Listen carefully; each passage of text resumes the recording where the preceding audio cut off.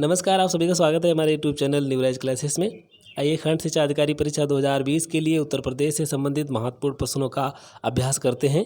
शुरू करते हैं। पहला प्रश्न है, उत्तर प्रदेश निम्नलिखित में से किन अक्षांशों व देशांतरों के मध्य स्थित है। ऑप्शन दिए हुए हैं। ए ऑप्शन है 23 डिग्री 52 मिनट उत्तरी अक्षांश से 30 डिग्री 28 मिनट उत्तरी अक्षांश तथा 77 डिग्री 3 मिनट पूर्वी देशांतर से 84 डिग्री 39 मिनट पूर्वी देशांतर तक।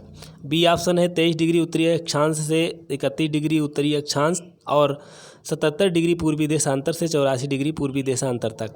ऑप्शन सी है 22 डिग्री 56 मिनट उत्तरी अक्षांश से 32 डिग्री 22 मिनट उत्तरी अक्षांश तथा 75 डिग्री 27 मिनट पूर्वी देशांतर से 82 डिग्री 42 मिनट पूर्वी देशांतर तक। ऑप्शन डी है उपरोक्त सभी गलत है। इसका जो सही आंसर है वो है ऑप्शन नंबर ए, यानी कि 23 डिग्री 52 मिनट उत्तरी अक्षांश से 30 डिग्री 28 मिनट उत्तरी अक्षांश तक। उसके बाद में 77 डिग्री 3 मिनट पूर्वी देशांतर से 84 डिग्री 39 मिनट पूर्वी देशांतर तक, ये इसका विस्तार है। आगे बढ़ते हैं। अगला प्रश्न है, उत्तर प्रदेश का क्षेत्रफल कितना है। ऑप्शन दिए हुए हैं। ए ऑप्शन है 2,49,411 वर्ग किलोमीटर। बी ऑप्शन है 2,40,928 वर्ग किलोमीटर। सी ऑप्शन है 1,13,454 वर्ग किलोमीटर। डी ऑप्शन है 3,25,425 वर्ग किलोमीटर। इसका जो सही आंसर है वो है ऑप्शन नंबर बी, यानी कि 2,40,928 वर्ग किलोमीटर। ये उत्तर प्रदेश का क्षेत्रफल है। अगला प्रश्न है, उत्तर प्रदेश का पूर्व पश्चिम का कितना विस्तार है। ऑप्शन दिए हुए हैं। ए ऑप्शन है 550 किलोमीटर। बी है 650 किलोमीटर। सी ऑप्शन है 610 किलोमीटर। डी है 670 किलोमीटर। तो इसका जो सही आंसर है वो है ऑप्शन नंबर बी, यानी कि 650 किलोमीटर। अगला प्रश्न है, उत्तर प्रदेश का उत्तर से दक्षिण तक कितना विस्तार है। ऑप्शन दिए हुए हैं। ए ऑप्शन है 210 किलोमीटर। बी है 225 किलोमीटर। सी है 240 किलोमीटर। डी ऑप्शन दिया हुआ है 260 किलोमीटर। इसका जो सही आंसर है वो है ऑप्शन नंबर सी, यानी कि 240 किलोमीटर। ये देखिए इस तरीके से है। इनका पूर्वी विस्तार जो है आएगा, यहाँ से जाएगा ये पूरब और पश्चिम, यानी कि पूरब से पश्चिम का विस्तार यहाँ से लगा कर के ये विस्तार जो है वो कितना है, ये है 650 किलोमीटर। और जो उत्तर से दक्षिण का विस्तार है, ये वाला विस्तार जो है ये है 240 किलोमीटर। आगे बढ़ते हैं। अगला प्रश्न है, उत्तर प्रदेश का वर्तमान स्वरूप निम्नलिखित में से किस दिन अस्तित्व में आया। ऑप्शन दिए हुए हैं। ए ऑप्शन है 12 जनवरी 1950। बी है 1 नवंबर 2001। सी है 9 नवंबर 2000। डी ऑप्शन दिया हुआ है 1 नवंबर 1966। तो इसका जो सही आंसर है वो है ऑप्शन नंबर सी, यानी कि 9 नवंबर 2000। पहले उत्तराखंड और उत्तर प्रदेश मिलाकर के एक ही राज्य था। 9 नवंबर 2000 को 13 जिलों को काट करके उत्तराखंड बना दिया गया।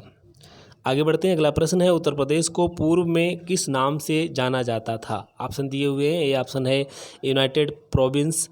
बी है उत्तरी प्रांत। सी है अवध प्रांत। डी है आर्य प्रदेश। तो इसका जो सही आंसर है वो है ऑप्शन नंबर ए, यानी कि यूनाइटेड प्रोविंस के नाम से ये जाना जाता था। आगे बढ़ते हैं। अगला प्रश्न है, उत्तर प्रदेश को कितने भौतिक विभागों में बांटा गया है। ऑप्शन दिए हुए हैं। ए ऑप्शन है 2। बी है 4। सी है 3। डी ऑप्शन है 5। तो इसका जो सही आंसर है वो है ऑप्शन नंबर सी, यानी कि 3 भौतिक विभागों में बांटा गया है। आइए जानते हैं किस प्रकार ये बांटा गया है। ये है उत्तर प्रदेश। इसमें देखिए जो हिमालय पर्वत है और इसके लगा हुआ जो नेपाल है और ये उत्तराखंड का क्षेत्र है, इससे बिल्कुल सटा हुआ जो पहाड़ी क्षेत्र है, इससे बिल्कुल सटा हुआ जो क्षेत्र है हमारा भांवर और तराई। भांवर और तराई को एक ही मान लिया गया है। तो भांवर और तराई का जो एक पट्टी चली आई है सहारनपुर, यानी कि इधर पश्चिम में सहारनपुर से लेकर के पूरब में कुशीनगर तक एक जो पट्टी है, इसको एक भाग माना गया। ये भांवर एवं तराई क्षेत्र को मिलाकर के एक हो जाता है। तो ये एक भाग हो गया। उसके बाद में जो गंगा यमुना और उसकी सहायक नदियों का जो मैदानी क्षेत्र है, उसको मध्य मैदानी क्षेत्र जो ग्रीन सा दिख रहा है, इसमें इसको एक भाग में बांटा गया। इसको मध्य मैदानी क्षेत्र में बांटा गया है। उसके बाद में उत्तर प्रदेश का जो दक्षिणी क्षेत्र है, दक्षिणी भाग है, इधर वाला जो मध्य प्रदेश से सटा हुआ है, तो इसमें जो पठारी भाग है, इसको पठारी और पहाड़ी क्षेत्र में बांटा गया, यानी ये तीसरा विभाग है। इसमें जो है आएगा आपका सोनभद्र है, मिर्ज़ापुर है, चित्रकूट है, बांदा है, हमीरपुर है, महोबा, झांसी, ललितपुर, ये सब आएंगे इसमें। तो ये जो है पहाड़ी क्षेत्र है। तो इस तरीके से इसके 3 विभागों में, इसको भौतिक विभागों में बांटा गया है। पहला है एक भांवर एवं तराई क्षेत्र, इनको एक मान लिया गया है, और इसका विस्तार जो है वो सहारनपुर से पूरब में कुशीनगर तक है।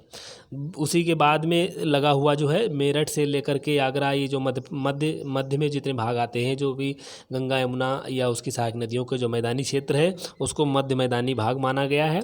तो ये उसमें सारे बलिया हैं, वाराणसी गोरखपुर है, लखनऊ है, सीतापुर बदायूं है, कानपुर है, आगरा है, मथुरा है, शाहजहाँपुर है, ये सारे ज़िले इसमें लगभग आते हैं।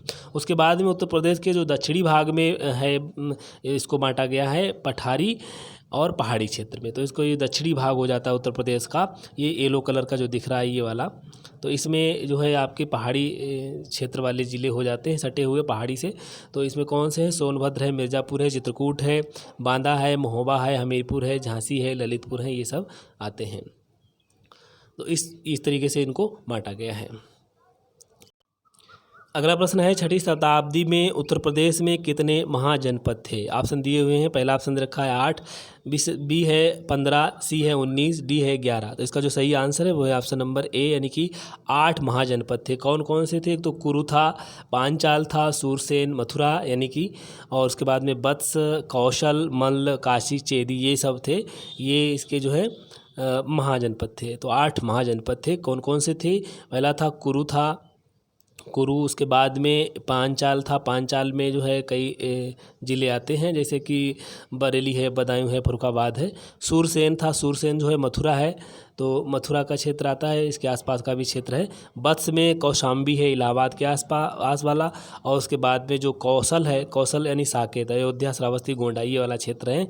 फिर आता है मल्ल, तो मल्ल जो है कुशीनगर है, ये कुशीनगर इसकी राजधानी थी, ये कुशीनगर और उसका पावा वाला क्षेत्र है। उसके बाद में है काशी, तो काशी जो है वाराणसी वाला क्षेत्र है, ये वाराणसी या उसके आसपास वाला क्षेत्र है। उस 8वां है चेदी, तो चेदी क्या है? सुक्तिमती यानी बांदा का जो आसपास का क्षेत्र है वो चेदी क्षेत्र में आता था। तो कुल मिलाकर के 8 महाजनपद थे। अगला प्रश्न है, क्षेत्रफल की दृष्टि से उत्तर प्रदेश का भारत में कौन सा स्थान है? ऑप्शन दिए हुए हैं। ए ऑप्शन है द्वितीय स्थान, बी है प्रथम स्थान, सी है चौथा स्थान, डी है 5वां स्थान। तो इसका जो सही आंसर है वो है ऑप्शन नंबर सी, यानी कि चौथा स्थान है। पहला स्थान जो है वो राजस्थान का है, उसके बाद में दूसरा स्थान जो है वो मध्य प्रदेश का है, और तीसरे स्थान पर जो है वो महाराष्ट्र है, उसके बाद में चौथा स्थान जो है यूपी का है। चौथे स्थान पर यूपी है, यानी कि उत्तर प्रदेश है। अगला प्रश्न है, जनसंख्या की दृष्टि से उत्तर प्रदेश का भारत में कौन सा स्थान है? ऑप्शन दिए हुए हैं। ए ऑप्शन है प्रथम, बी है द्वितीय, सी है तृतीय, डी है चतुर्थ। तो इसका जो सही आंसर है वो है ऑप्शन नंबर ए, यानी कि प्रथम। जनसंख्या की दृष्टि से जो है भारत में उत्तर प्रदेश का जो स्थान है वो प्रथम है। अगला प्रश्न है, उत्तर प्रदेश के उत्तरी भाग को किन देशों की सीमाएं स्पर्श करती हैं? ऑप्शन दिए हुए हैं। ए ऑप्शन है नेपाल, बी है नेपाल पाकिस्तान, सी है तिब्बत चीन, डी है तिब्बत पाकिस्तान। इसका जो सही आंसर है वो है ऑप्शन नंबर ए, यानी कि नेपाल से।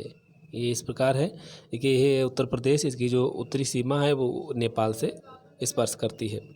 अगला प्रश्न है, उत्तर प्रदेश को भारत के कितने राज्यों, दिल्ली को छोड़कर की सीमाएं स्पर्श करती हैं? ऑप्शन दिए हुए हैं। ए ऑप्शन है 4, बी है 5, सी है 8, डी ऑप्शन है 3। तो इसका जो सही आंसर है वो है ऑप्शन नंबर सी, यानी कि 8 राज्यों से स्पर्श करती हैं। 8 और एक दिल्ली को मिलाकर के कुल 9 इसकी राज्य से सीमाएँ स्पर्श करती हैं। 9 राज्य हैं। देखिए इस प्रकार हैं ये। पहला है इधर हिमाचल प्रदेश, यहाँ पर है, ये उत्तराखंड है। उसके बाद में इधर बिहार है, ये झारखंड है, छत्तीसगढ़ है, छत्तीसगढ़, उसके बाद में ये मध्य प्रदेश का है, ये राजस्थान है, और ये हरियाणा है। तो कुल मिलाकर के हिमाचल प्रदेश, उत्तराखंड, बिहार, झारखंड, छत्तीसगढ़, मध्य प्रदेश, राजस्थान और दिल्ली, यानी कि ये दिल्ली भी है, लेकिन दिल्ली को इसमें छोड़कर देखें तो 8 राज्य हैं। दिल्ली केंद्र शासित राज्य है, प्रदेश है। तो इस प्रकार ये कुल 9 राज्य हैं। अगला प्रश्न है, उत्तर प्रदेश के दक्षिण में स्थित पठारी भाग की सर्वाधिक उच्च पहाड़ी कौन सी है? ऑप्शन दिए हुए हैं। ए ऑप्शन है कैमूर, बी है सोनाकर, सी है विंध्याचल, डी है बघेलखंड। तो इसका जो सही आंसर है वो है ऑप्शन नंबर बी, यानी कि सोनाकर। देखिए इस प्रकार है, ये है उत्तर प्रदेश, इसके दक्षिण में स्थित जो पहाड़ियाँ हैं तो वो सोनाकर और रामगढ़ पहाड़ियाँ हैं। इसमें ये कैमूर पर्वत पर स्थित हैं। इधर विंध्याचल पर्वत है, यहाँ पर ये कैमूर पर्वत है। इसकी जो सबसे ऊंची पहाड़ियाँ हैं वो है रामगढ़ और सोनपुर। तो ये है सोनपुर पहाड़ी। आगे बढ़ते हैं। अगला प्रश्न है, उत्तर प्रदेश का दक्षिणी भाग किस प्राचीनतम भूभाग का हिस्सा है? ऑप्शन दिए हुए हैं। ए ऑप्शन है अंगारा लैंड, बी है गोंडवाना लैंड, सी है ओशोनिया, डी है यूरेशिया। तो इसका जो सही आंसर है वो है ऑप्शन नंबर बी, यानी कि ये गोंडवाना लैंड से है। आगे बढ़ते हैं। अगला प्रश्न है, उत्तर प्रदेश में सर्वाधिक वर्षा निम्नलिखित में से कहाँ होती है? ऑप्शन दिए हुए हैं। ए ऑप्शन है गोरखपुर, बी है मथुरा, सी है हमीरपुर, डी है जौनपुर। तो इसका जो सही आंसर है वो है ऑप्शन नंबर ए, यानी कि गोरखपुर में सर्वाधिक वर्षा होती है और सबसे कम वर्षा जो है वो मथुरा में होती है। देखिए इस प्रकार है, मैप में देखते हैं तो सर्वाधिक वर्षा जो है वो होती है गोरखपुर में, तो ये है गोरखपुर आपका यहाँ। उसके बाद में सबसे कम वर्षा जो होती है वो मथुरा में होती है, ये है मथुरा यहाँ। तो सबसे कम वर्षा वाला क्षेत्र जो है वो मथुरा है, सबसे अधिक वर्षा वाला जो क्षेत्र है वो है गोरखपुर है। तो आज के लिए इतना ही, धन्यवाद। अगर हमारा वीडियो आपको पसंद आया तो लाइक ज़रूर करें, शेयर भी करें। अगर आप हमारे चैनल पर नए हैं तो प्लीज़ इसे सब्सक्राइब कर लीजिए, जिससे आपको अगले नोटिफिकेशन भी प्राप्त हो सकें। धन्यवाद।